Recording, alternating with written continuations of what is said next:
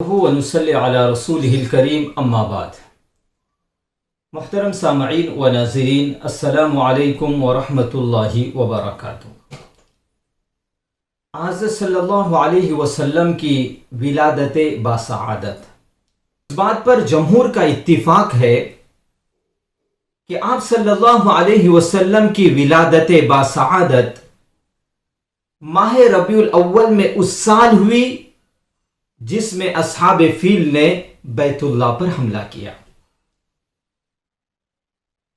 اس بات پر جمہور کا اتفاق ہے کہ آپ صلی اللہ علیہ وسلم کی ولادت باسعادت ماہ ربیع الاول میں اس سال ہوئی جس میں اصحاب فیل نے بیت اللہ پر حملہ کیا، اور خداوند عالم نے ان کو ابابیل یعنی چند حقیر جانوروں کی ٹکڑیوں کے ذریعے شکست دی، جس کا اجمالی واقعہ قرآن عزیز میں بھی موجود ہے۔ در حقیقت واقعہ فیل بھی حضرت صلی اللہ علیہ وسلم کی ولادت باسعادت کی برکات کا مقدمہ تھا۔ الغرض جس سال اصحاب فیل کا حملہ ہوا، اس کے ماہ ربیع الاول کی 12ویں تاریخ روز دوشنبہ دنیا کی عمر میں ایک نرالا دن ہے کہ آج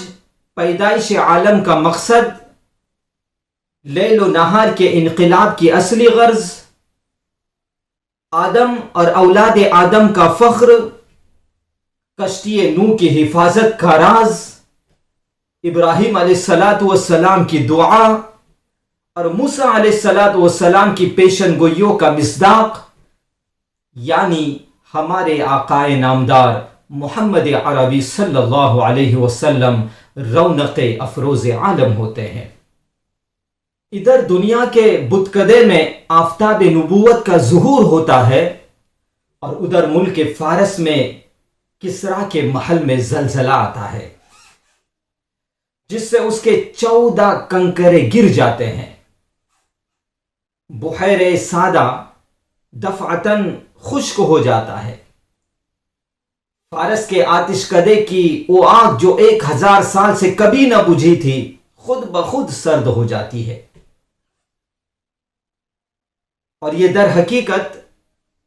آتش پرستی اور ہر گمراہی کے خاتمے کا اعلان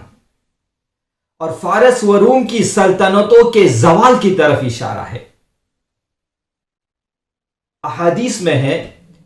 کہ ولادت کے وقت آپ صلی اللہ علیہ وسلم کی والدہ ماجدہ کے بطن سے ایک ایسا نور ظاہر ہوا جس سے مشرق و مغرب روشن ہو گئے، اور بعض روایات میں ہے کہ آپ صلی اللہ علیہ وسلم زمین پر جلوہ افروز ہوئے تو دونوں ہاتھوں پر سہارا دیتے ہوئے تھے۔ پھر آپ صلی اللہ علیہ وسلم نے خاک کی ایک مٹھی بھری اور آسمان کی طرف دیکھا۔